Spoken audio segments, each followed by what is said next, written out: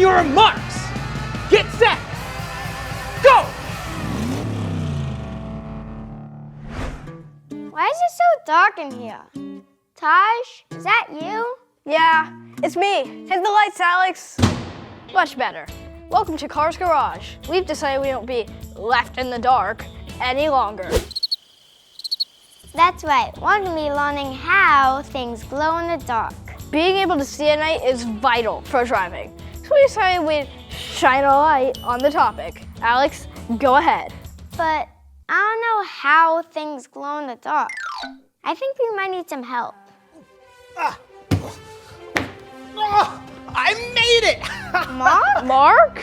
Gentlemen, well, I just got back from my voyage in the caves beneath the Cars Garage. It was really dark down there, but I was able to see thanks to my handy dandy glow stick. Hey, we're trying to learn about things that glow. Do you mind helping us? Well, absolutely, I'd love to help you. To the science corner! Let's get to some science. How do you define glow in the dark? Well, all things that glow in the dark have what is called luminescence. Luminescence, put simply, is light generated by certain materials without using heat. Well, basically, it's cold light, which is how I can continue to hold this handy dandy glow stick here without it burning my hands. Unlike something like a light bulb. Oh my gosh, that's hot.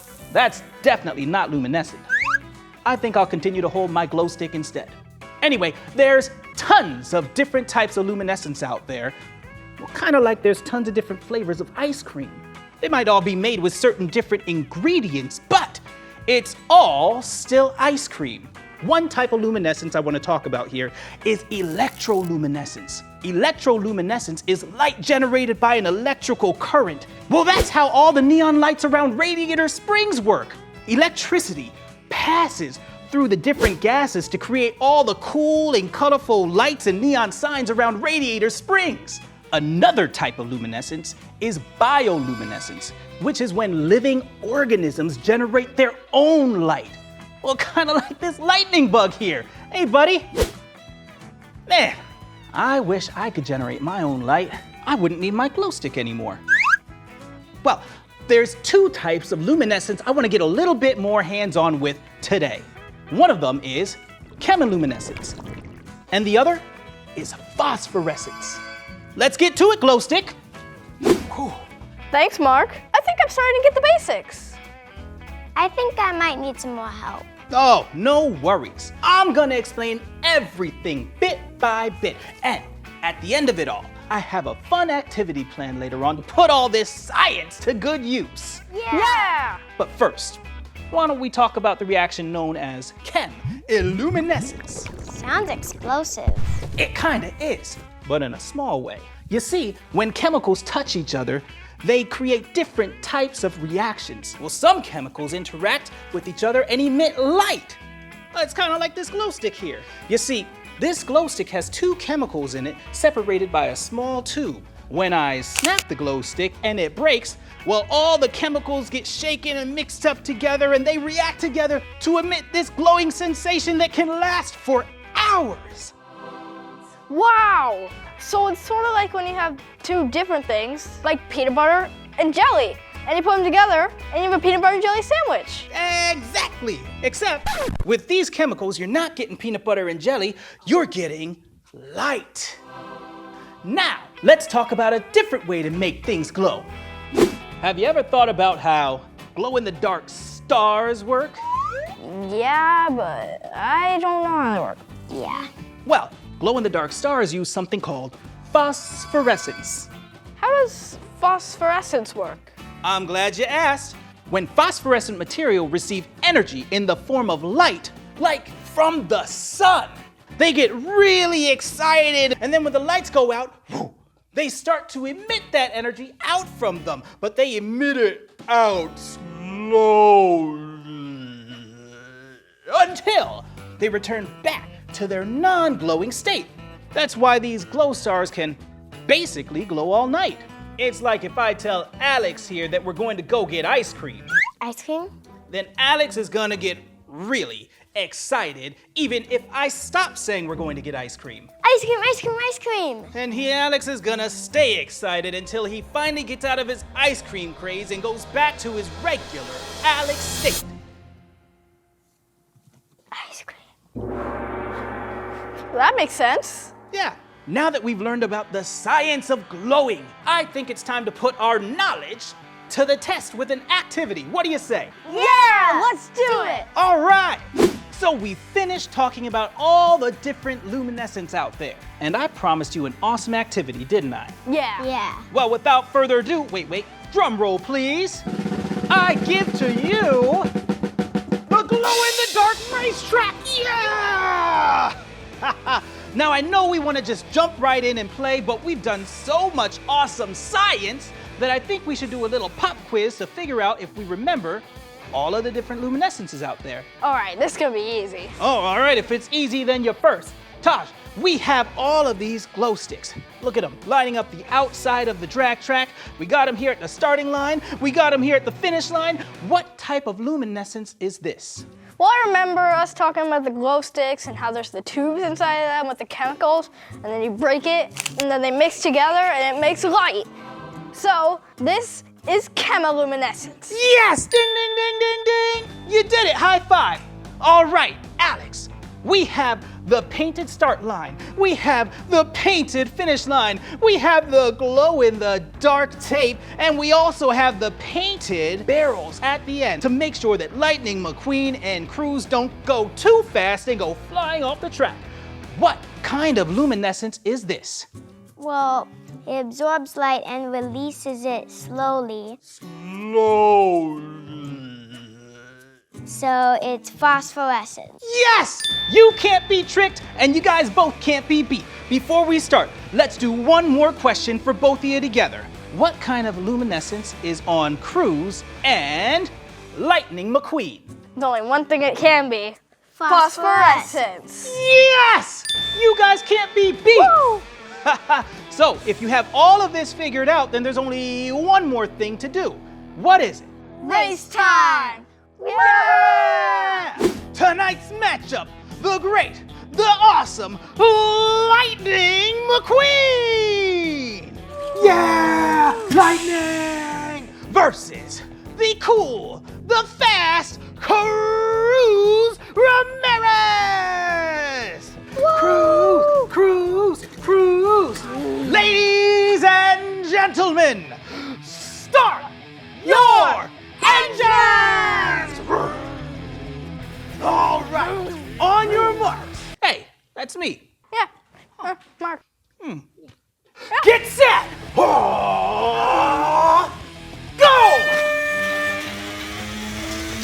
And Cruz Ramirez takes the win! Yay! Good job. Great job, guys. Wow, that was so much fun. Yeah, it was so fun racing on this glow-in-the-dark racetrack. And all it took was a little bit of science. But I guess it's time to glow. I mean go. See you next time on Cars Garage. Bye!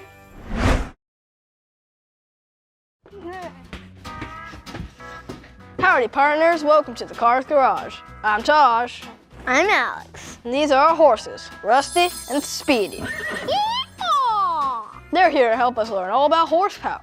We're done trotting around the question of what is horsepower and how do we use it. So today, we're gonna find out. Should we have a race? Seems like the only way to learn about horsepower. Let's do it. Go! Whoa! Hold your horses, fellas. Mark, Mark? what are you doing here? And why do you have that hat on? Huh? Oh, well, you see, I just arrived here by steam engine train, and I forgot to take off my lovely conductor's hat. By steam engine? I heard that you all and you at home wanted to learn all about horsepower, and I thought a steam engine would be the most fitting place to start. Why's that? You know what? Let's put both these horses back into their stable, and I'll tell you all about it. What do you say? Sounds Okay, good. sure. All right, to the science corner! Come on, Mark. Mark, wrong way. Right. Ah! All right, science time. Let's start with the basics. When I say Lightning McQueen has a 750 horsepower engine, what does that mean? What is horsepower? Horsepower, put simply, is the power that a horse can produce. So, 1 horsepower equals the power of 1 horse. Does that mean Lightning McQueen has 750 horses running around inside his engine? Well, sadly no. It's just one way that we use to measure the power of an engine. That's kind of like how we use watts to measure the power of a light bulb. More watts equal a more powerful light bulb. So more horsepower equals a more powerful engine. Yes, science! Way back in the day, like before cars, people relied on horses to do all the heavy lifting and pulling. Go ahead, Bessie. Good horse. Yes, I know, I'll get you a carrot later. But when they started adding more weight, well, that meant that they needed to add more horses to pull that weight. So when the steam engine was invented, it only made sense to measure the amount of work the engine was doing based on how many horses it would take to do the same amount of work. We ready to pull this, guys? I know you are, Bessie. All right, on to it. Yeehaw! It was determined that a horse, kind of like Bessie here, lifting a weight up a mine shaft, was able to produce the force of 33,000 foot-pounds per minute. And with that, the term horsepower was born. You're doing a great job, Bessie. Ha! Ha! I say. Excuse me, stranger. I'm a steam engine salesman. I see you got a lot of horses here doing all the work. I reckon I do, mister. Well, what if I told you that this 50 horsepower engine could do the work of 50 of your horses without the hassle of scooping horse manure all day? So, what do you say? Looks like you got yourself a deal, friend. Yes. Who's ready for an activity?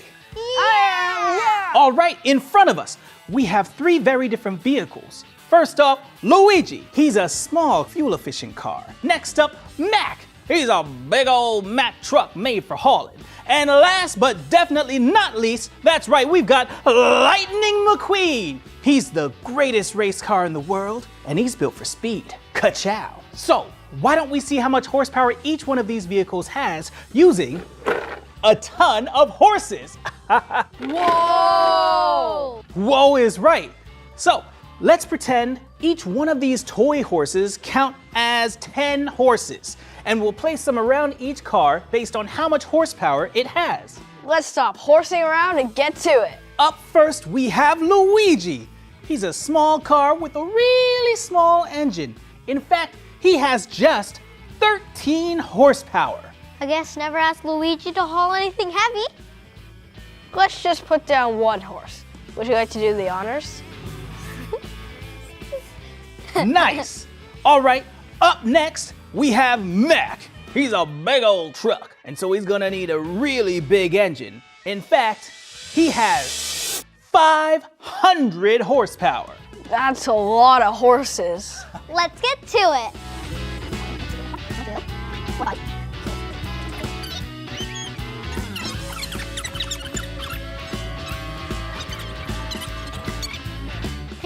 On his truck. Whoa!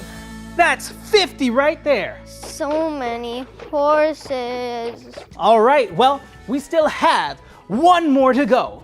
We have the one, the only, the fastest car in the world, Lightning McQueen, who has a whopping 750 horsepower. Now that's a lot of horses.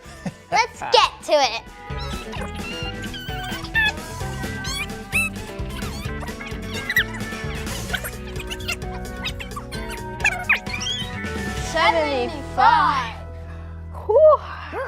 I think that's all of them. Phew, that was some serious work with all those horses. Yeah, you guys did a great job. I'm looking here and you can really tell the difference in horsepower between each vehicle. I have a question, Mark. How come Lightning McQueen has more horsepower than Mac? Wouldn't Mac need more power to carry all those heavy loads around? Ding, ding, ding! You just touched on the very next topic I want to go into, which is the difference in how different vehicles use their horsepower. To put it in the simplest terms I can, there are two factors that determine what kind of work an engine can do. There's torque, and then there's rotations per minute. You see, race cars, like Lightning McQueen here, have high rotations per minute, so they're gonna be able to drive really fast, but it doesn't have a whole lot of torque, which is the turning power of an engine. Let's think of it like this, okay? Lightning McQueen is kinda like a runner. You see, he's able to run really fast, but he doesn't have a whole lot of lifting power like a bodybuilder. So Lightning McQueen can drive really fast around smooth surfaces like racetracks or nice paved roads, but he's gonna have a hard time pulling big heavy objects with him. Oh, so like when Lightning McQueen tries to pull Bessie the road paver, even though he has a ton of horsepower, 750. That is 1 horse point for Taj. Yes! Yeah! Lightning McQueen's engine is very different from something like Mack or like a tractor here. They don't have a whole lot of rotational force, so they can't go very fast, but what they do have is a whole lot of torque. So they can move things, but they're gonna move them very slowly. Guys, You need help? Okay, I can use help. I can use help. I can use help. They're so strong.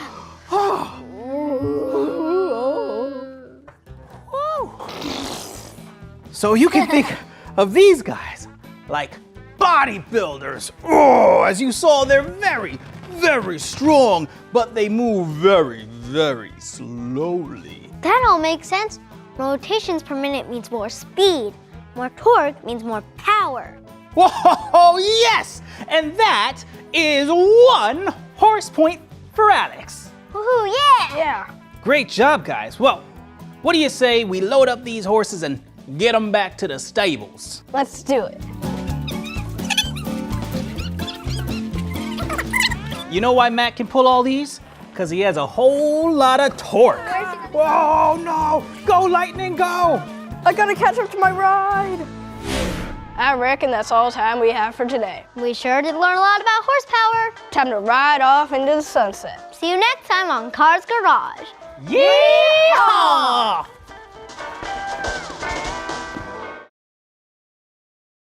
Hey there, Cars fans, and welcome back to another episode of the Cars Garage. I'm your host, Langston. And I'm your other host, Taj. So, what are you going to be learning about today, Langston? I'm glad you asked. Today, we're going to be learning about one of the most important parts of any car. Is it ejector seats? Close. Today, we're going to be learning about tires. Oh, man. Thought we were doing ejector seats. Don't worry, Taj. Tires are still pretty interesting. They're one of the main parts of making a car awesome. Go on. Okay, let's start at the beginning. In the beginning, ever since there have been wheels, there has been a demand to make them even more durable, handle more terrain, and make them look even more awesome. Wow, you really are starting at the beginning. Let me skip ahead a little. The thing you know of today as a tire was actually created in the mid-19th century when people put strips of rubber on the outside of wagon wheels. Wait, isn't rubber used in all sorts of things? Like eraser shoes and rubber chickens? What makes them so special when it comes to cars? Well, the thing is, rubber is a naturally occurring material that's both strong and flexible, so it doesn't break easily, and you can bend it in all sorts of different shapes. Like the shape of a wheel. I get it. It being flexible. If the wheel hits something bumpy, the rubber helps absorb the bounce. Exactly, which means the car or carriage bounces less. Soon people realize that things become more smooth when filling rubber with air. Kind of like when you squeeze a balloon and it changes shape until it goes pop. That's right. The air inside the tire helps it move around slightly to absorb bumps better. But if it goes pop, then you have a flat tire. Guess that's why it's good to always check your tire pressure. It's also good to check the tread. There's two main parts of a tire. The body, which we talked about earlier, provides support. The other part is the tire's tread. Tread. Kind of reminds me of the bottom of my shoes. That's because it's the same thing. Tread is a pattern of grooves to help you grip better. So whether it's shoes or tires, tread is there to help you from slipping and skidding. So tires are kind of like shoes for your car. Does that make Guido and Luigi shoe salesmen in the Cars world? Very good point. But let's keep rolling along. Tires designed for racing are a little bit different. They're softer with no tread. They're called slicks. That's pretty cool.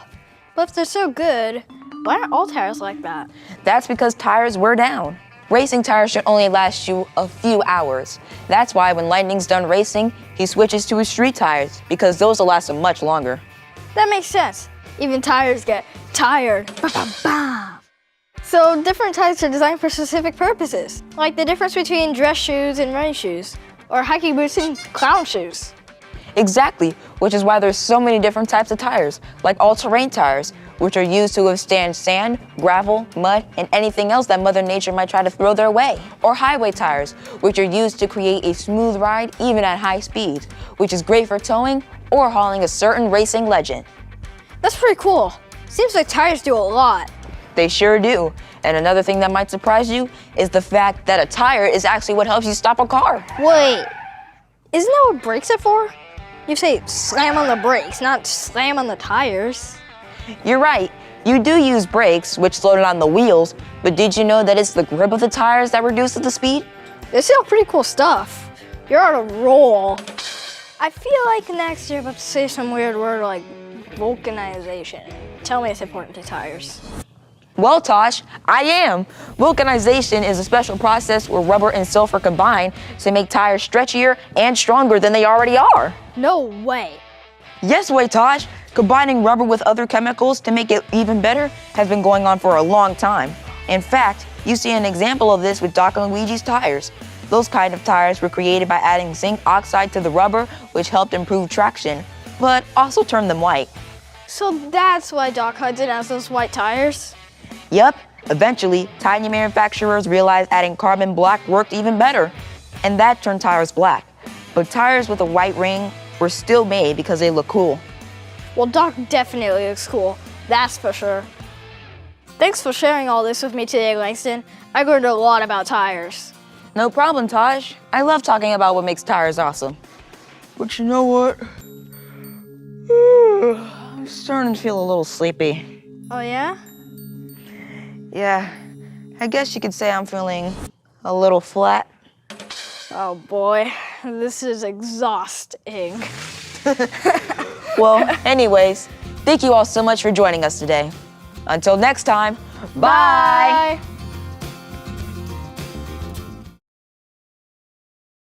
You ready, Taj? Yeah, let's do this! All right, 3, 2, 1, go! It's going! It's going! Yes! Yes! Yes! Come on. We're almost there. You can do it. We made it. Just time to say hi to everyone. Hey everyone, I'm Langston. And I'm Taj. That was seriously some hard work. Makes you wonder how trucks can tow vehicles heavier than them. Sorry for the extra weight. I have a bunch of rocks in my pocket. Seriously? Oops. Anyways, another question I have is, how many cars can a truck tow? Are you thinking what I'm thinking? I sure am. It's time for The science of towing! Woo!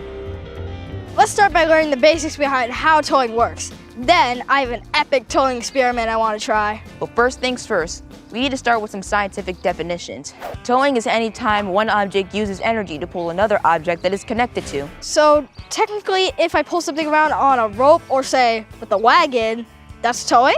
Exactly, because your body's the engine, using the power of your legs to push your feet against the ground and move. I knew me and Mater had something in common. And one of the most common forms of towing in everyday life is when a truck pulls a car. I've even seen a tow truck pull a whole bunch of vehicles at the same time. Science can tell us how that's possible. Basically, towing works the same as driving. You have an engine, which creates power, which causes the wheels to turn. When the wheels turn, they experience friction. Friction is the resistance of two surfaces moving against each other. Tow trucks create a whole lot more energy than is needed to drive themselves. So as long as you have enough energy to overcome the friction, you can tow something much heavier. Okay, is it time for my epic towing experiment? You're not off the hook for that yet. Let's do it! All right. So to learn even more about the science of towing, it's time to go hands-on. More like wheels on. Let's do a few tests to learn about the most important factors in towing. Let's do it. All right. For this test, We're going maximum friction. Car versus brick.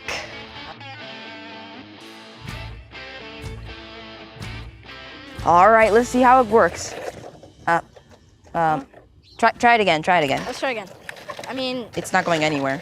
Third time's a charm. third time's definitely charm. It's not going anywhere. It's the surface area of the brick increasing the amount of friction. It's a no-toe go. If we reduce the amount of ground the brick is touching, it might go differently. Let's put some wheels on and try again. Really good idea, Langston. All right, since our first experiment with the brick didn't work, we're gonna add wheels and hopefully it'll move. Let's see. Hope it All right. works. You ready, Taj? Yeah. 3, 3, 2, 1, go! It's working! It's working! It's We have liftoff! We have liftoff! Yeah! Yes! It worked! It worked! It worked! Reducing the size of the area touching the ground really works. Now we can move. Friction, more like fiction. Now let's see how weight affects towing. So the other important factor besides friction is weight. If you have too much weight, you aren't gonna get anywhere. So how much is too much? Apparently, under the right conditions, a tow truck can carry 3 times its weight. Got it. Should we start with weighing our RC car? An excellent idea, Taj. The RC looks to be about 1 pound. So in theory, we should be able to pull 3 pounds, no problem. And if the object doesn't have wheels, the towable weight is much lower? Precisely. But that practically becomes dragging instead of towing.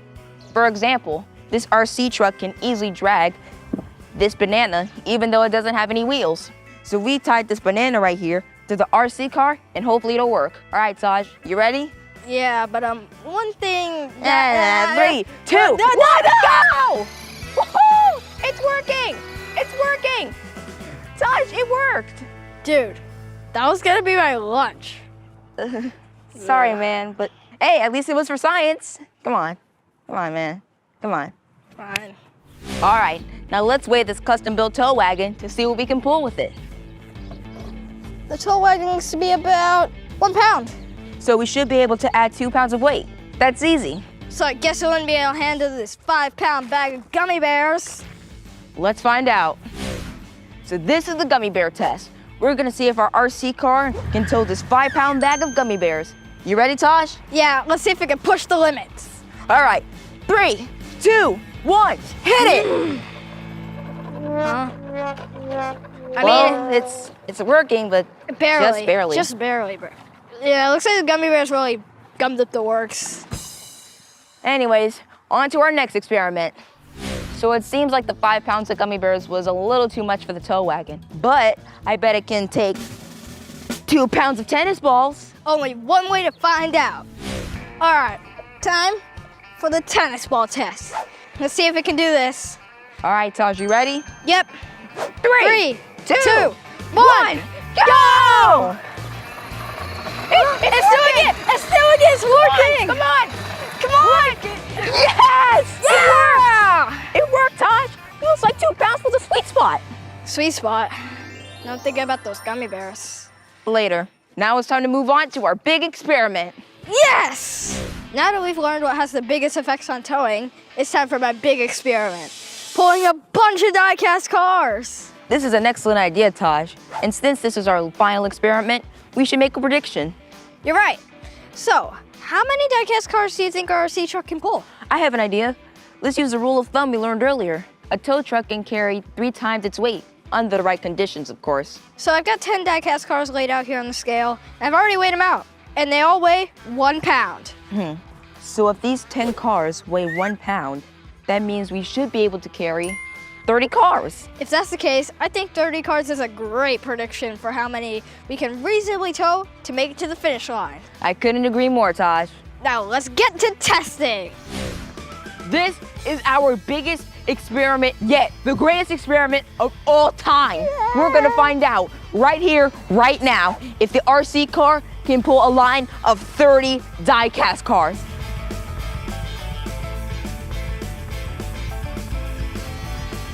You ready, Taj? Yeah, let's do this! All right, 3, 2, 1, go!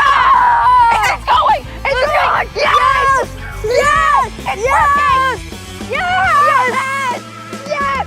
It's working, Taj! It's working! It's still going! It is Still going! Still going! How far can it go? Yes!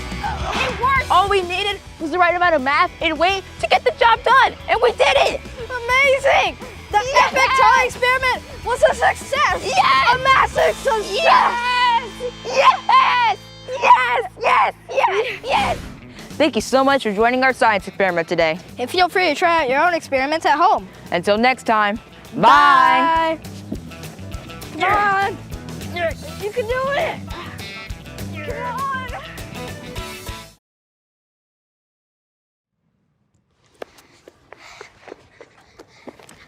Wow. Can't believe how steep the bank is here at Daytona International Speedway. I know, it's like the side of a mountain. I can't believe the cars actually stay on this track. We have to find out how it works. Okay, but how should we start to learn about this? Well, first things first, should we try to walk up the bank to see how steep it really is? Yeah, let's do it. Whoa. Never mind. I think I'm good right here. Me too. This is hard work. Yeah. What's up, guys? No way! You're Riley Herbst, the NASCAR driver. Yes, I am. These banks are pretty steep, aren't they? Yeah. Did you know these steep banks make us race car drivers go as fast as we do? Without them, we couldn't go as fast. Wow, so the track has to be like this to help the cars? Exactly. You guys are getting the hang of it. I gotta go get ready for my race, but you guys will figure out the rest on your own. I know you can do it. Thanks, Riley.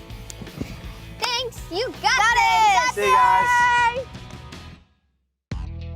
Hey everyone, I'm Max. I'm Victoria. And I'm Jonas. And today we're at the world-famous Daytona International Speedway in Daytona Beach. This track is so big and has so many cool places to visit.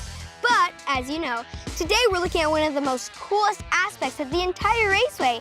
These insane banks, they're so steep we can hardly walk up them. So Riley Herbst helped us get started, but we still haven't found out all the details. Why is this track so steep on the turns? I think I have an idea, and I think I can explain it with the help of our good friend, Lightning McQueen. Oh, yeah.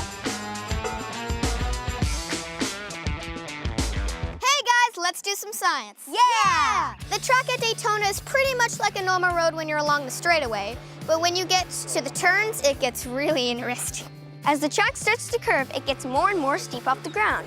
Most professional racetracks have big banks on the turns so that the race cars don't have to slow down as they change direction. Why would they have to slow down? Okay, well, remember in the first Cars movie when Lightning is training with Doc Hudson? Oh, yeah. When he fell in the cactus patch, that was funny.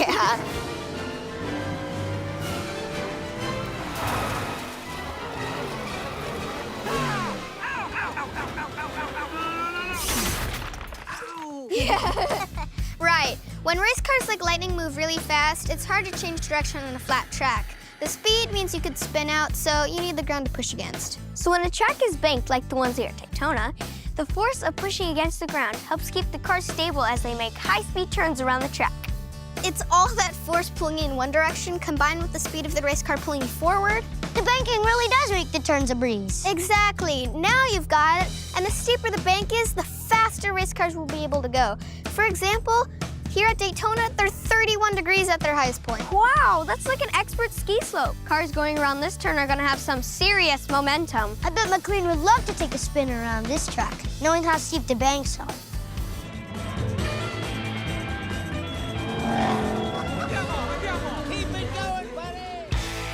That was so much fun. Yeah. And we learned so much. There really is a lot of science that goes into racing. Can you imagine Lightning McQueen on one of those turns? He would smoke the competition. And thanks to Riley Herbst for helping us out. Yeah. Anyway, thanks for joining us here in Daytona International Speedway. See you next time. Bye! Hey, Riley, do you mind signing this for us? Absolutely. Ooh. Thank you. See you guys. Bye. Bye. Bye.